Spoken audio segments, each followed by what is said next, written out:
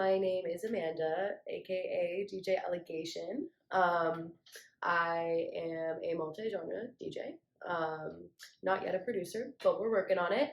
And I mostly specialize in techno, hard trance, hard house, hard bounce, all of the flavors. So happy to be here.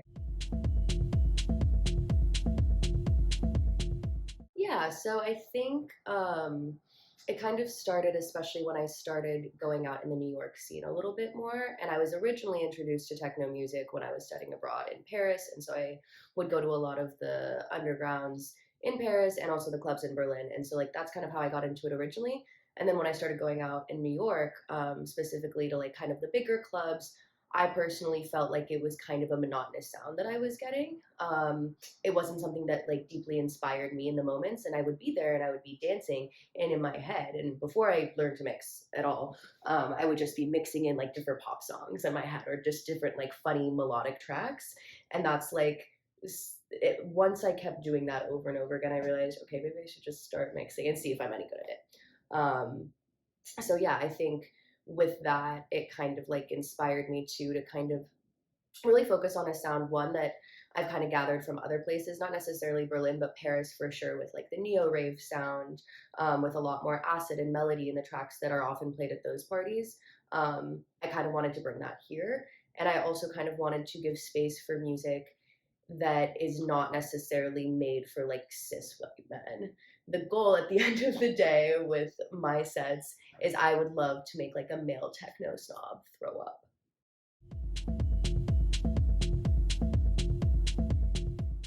Seeing Aneta at one of my first raves really inspired me because I forget what it was. I think it was like a Furby remix, something like that. And I remember I was there with my friend who was a new friend at the time, and I was just on her shoulders, just going off like in this nasty rank warehouse. So she was one of the first for sure that inspired me in that way. I think now I would say my main influences are probably Vladimir Dubchkin, Klar for sure, Horse Girl always, Scottish DJ and producer Talia too. She's fabulous. She's one of the first producers I got into as well, who makes a lot of like really clangy pop remixes. And I actually just saw her last week at Elsewhere, open for her score. So yeah,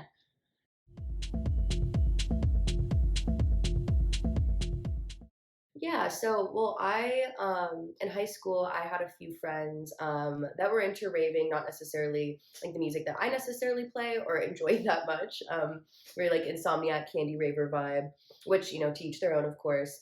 So towards the latter half of high school, I started going to some of those events with them, and those were fun. But I kind of realized like this isn't exactly my sound. And then kind of after that, I got more into like tech house because that was kind of a nice transition.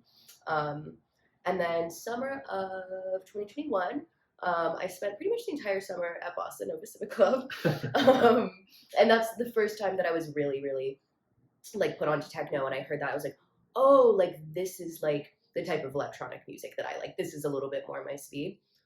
Excuse me.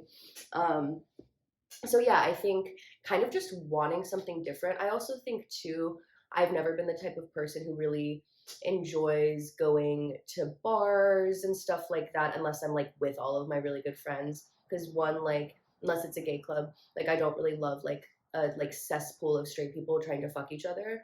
That makes me uncomfortable. um, and so I think that's the first thing. I also feel like for me at the end of the week, if I want to go out, I wanted to dance. And that was something that I didn't really get from a lot of the places, at least when I was going out in Manhattan one, and also kind of the groups of people I was hanging out with as well. Like they didn't really have any interest in doing that. So I think when I really started like going to raves more, which was when I was studying abroad, I just knew how much better the scene was like in Europe. I knew that it was so much more accessible. And I think I kind of just took a chance because I was like, I really don't like doing this other stuff. I don't like going out, spending a bunch of money to do something I don't even like to do. But what I do like to do is dance. So I think it was very much that. I also think another twofold piece of it is just kind of the community aspect. Per like kind of what I was saying earlier, like I never felt like there were other spaces that I fit in, that like I was seen. And so I think once I started raving and getting into those scenes a little bit more, I was like, oh, so there are other people out there like me that are kind of weird and neurodivergent and often queer, which is exciting too. So I think the community aspect too really drew me in. It was like some of the people, especially the initial people I met in all of these scenes, like are some of the most meaningful relationships I've ever had, and also were really very non-judgmental sort of relationships too. And I think throughout my life, I've dealt with a lot of really judgmental people, and folks that had so much to say about me or my friends, or So I think feeling seen and heard in that way is kind of what drew me.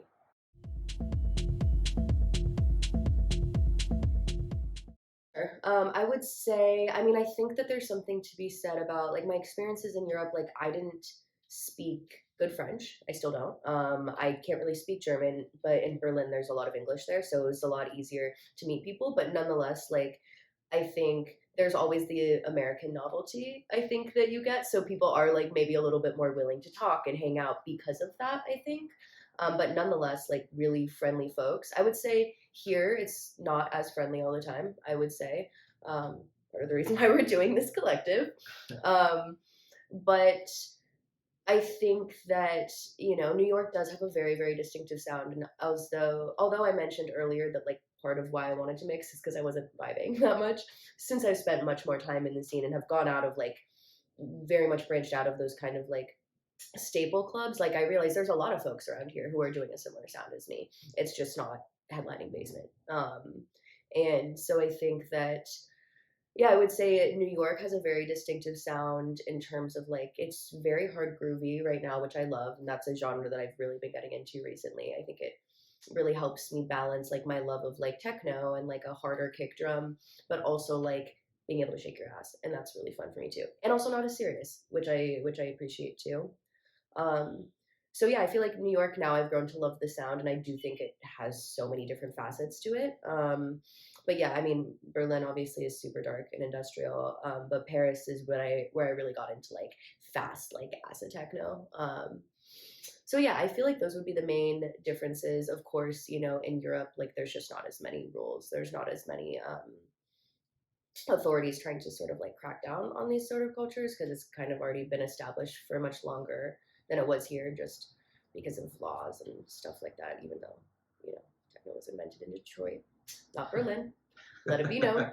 But I think so much of that has to do with like again like the war on drugs and how easy it was for like American lawmakers and propaganda to be able to shut this stuff down really, really quickly. And it's unfortunate to see how even with the recent UNESCO situation, like Berlin being named like a cultural capital for techno, it's like, no, that was Detroit, like that's black art. But I think that has so much to do with circumstance. I know, sorry, that was tangential, but yeah, I think those would be like the main differentiators.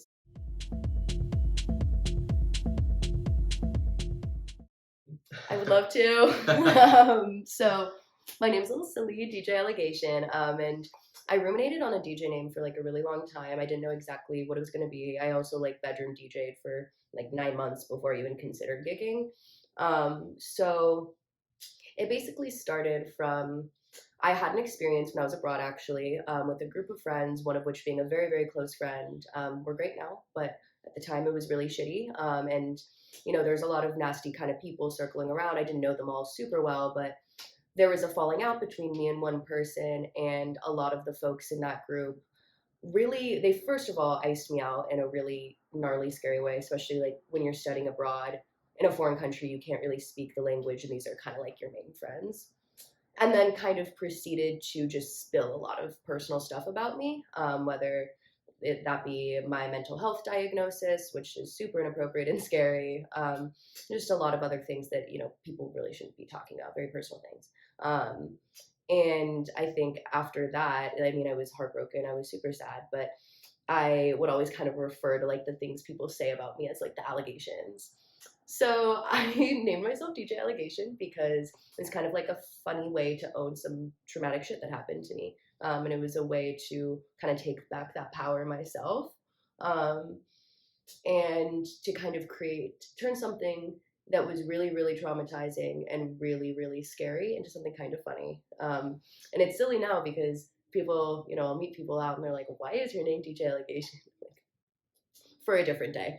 But it's silly because I was like, yeah, this kind of started out as a joke and now I'm like on a bill as DJ Allegation.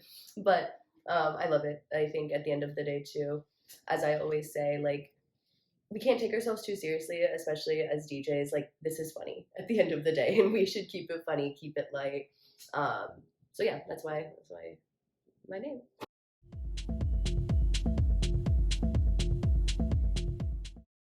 Get on CDJs. That would be my first piece of advice. Find a friend who has either like an ex-DJ or CDJ decks that you're comfortable with, of course. I know I kind of had a hard time doing that because it was really hard for me to like break out of my comfort zone with that. Even like mixing in front of other people like would really freak me out. But I think that was honestly my biggest obstacle when I started gigging, is because I didn't know what the fuck was going on most of the time. And I didn't really do that due diligence. I don't know why I didn't think to do that. But I kind of just went straight from like the DDJ 200 to like shitty decks that are like 10 years ran through at like some bar, respectfully. But I think that would be the biggest thing. And to mix with someone you trust, like for me at least, I kind of took a unorthodox approach to learning how to DJ. I didn't really I watched like one YouTube video the first day I started mixing, just how to bring in a track and bring one out. But after that, I like really didn't want to watch videos. I wanted to like create my own mixing style kind of, which maybe had like halted my progress, but it did make me, have a distinctive style and also like really like focus and hone in and perfect those skills. So I also think another piece of advice too is like trying to find the balance between like taking yourself seriously so that you produce something where you bring out a good product to the audience, but also pushing yourself in a way, because I think that, I mean, my first gig I was like super unprepared for, and it was really scary, and the first couple gigs were, but I think it's important to push yourself, because the feeling of like, for me, as I always say, being able to conquer the CDJ was huge, and to not fear the equipment in that way. So I feel like that's probably the biggest advice I would give, is to get comfortable with the equipment. And if you are like, I'm a very anxious person, so if I could have done something differently, it would definitely be that. And Pirate Studios is also available if you have the cash. And then that's really nice. I like doing it because then I can actually be by myself, and I'm not necessarily worried about other people's perceptions of me, and I can get a little weird with it, which I wouldn't necessarily do in front of like any person.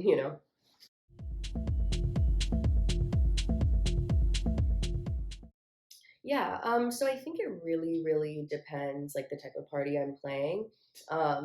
Sometimes when I first started gigging, I would plan everything really meticulously, all of my sets.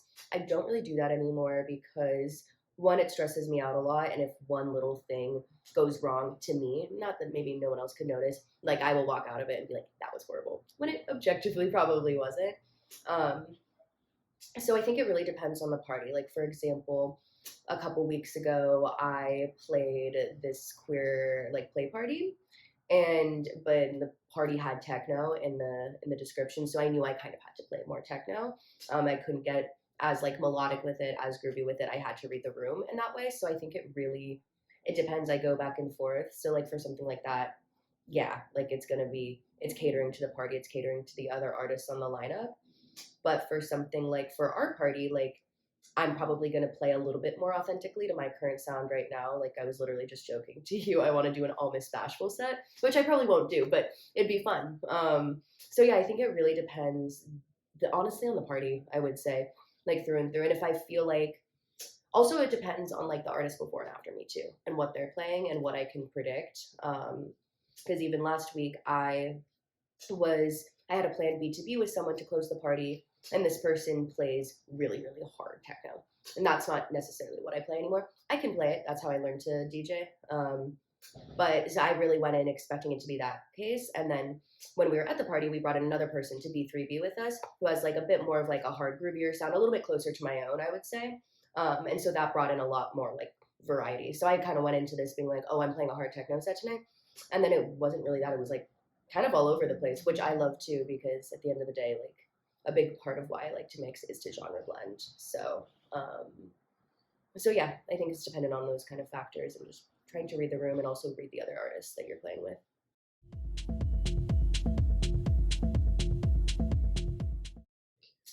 I hope that people can just dance and have fun and like not take all this shit so seriously. I kind of going back to like what I was saying at the beginning with, you know, the fact that I started mixing because I felt like all of this was too serious. So I just want people to like laugh and dance and, you know, sometimes I will throw a meme track in there and that's like the intention, you know, and just to feel uplifted as well. And also for there to be like maybe for them to be a bit impressed that I'm able to blend all of these things together. It's something I've really been working hard on. So, um, and I'm hoping to introduce people to new sounds and new music as well.